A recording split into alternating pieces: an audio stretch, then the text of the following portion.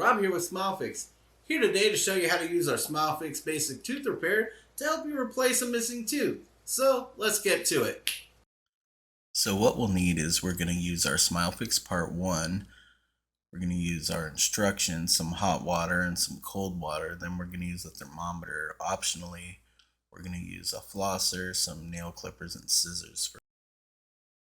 So let's get to the repair. I'm going to take some beads, put them in the hot water, and you can see how quickly they really just turn translucent. When they turn translucent, they're ready to use. So I will say this, you want to swap your water anytime it's below 140 degrees. I like to keep my water about 170 degrees, and I keep a thermos near me. So I'm going to take my flosser as my tool, and I'm going to collect the beads by just stirring it up. And I'll pull them off, and then I'm going to knead them between my fingers just to create a uniform piece of material here. And when I'm done doing that, I'm going to place it back into the water to heat up again. And instantly it turns translucent so I can use it. The first thing I'm going to do is I'm going to start off by forming kind of a tear-shaped tooth and repair. And I'm just going to shove it right in that gap, and that's what you need to do, is just shove some material right in the gap. And I'm going to use my thumbs there on the back side, which you should be using your tongue there, or you can use your thumbs as well, and use suction to form a retainer style repair in the back. And now I'm using my fingers to kind of shape and get a tooth looking piece in there.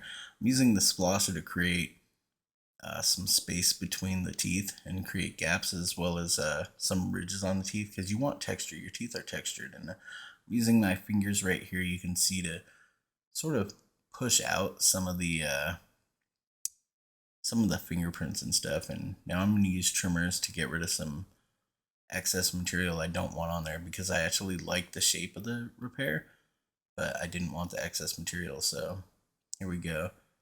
I'm shaping it again and really getting it to fit well. My first concentration is getting it to fit near the gum line and between the teeth. And after that, I'm going to work on the retainer section in the back. You can see I put it into cold water to firm it up, just to see what it was looking like here. And then I'm putting it back into the warm water to work it a little more, to make more adjustments to the retainer, because the retainer is the most important part of this. And you can see I'm sort of rubbing the surface of it while it's pliable. And I'm doing that because I want to get my fingerprints out of it that stuck when I grabbed it. And so it's an easy way to do that.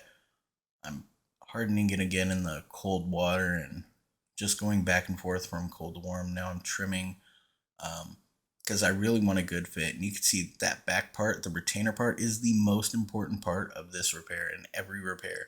If you don't have a good retainer portion, you're not going to be happy with your repair. So create that and concentrate on working it. Every time I trim it, I reheat it up and push it back into the roof of the mouth and use suction to pull it in. And that's what's going to create a retainer type repair. You don't use any adhesive. It's only going to be held in place with suction, and it will work very well. I love how that fits. I'm checking my temperature and swapping my water right now because it dipped a little too low and I still have some work to do.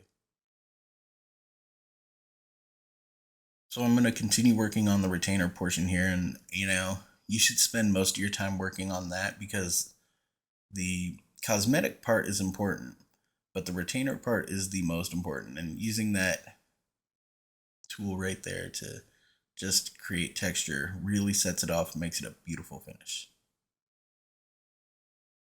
Looks fantastic. There we go. A couple more ridges right in there. Create those indentations, and that looks like a really nice, really nice repair.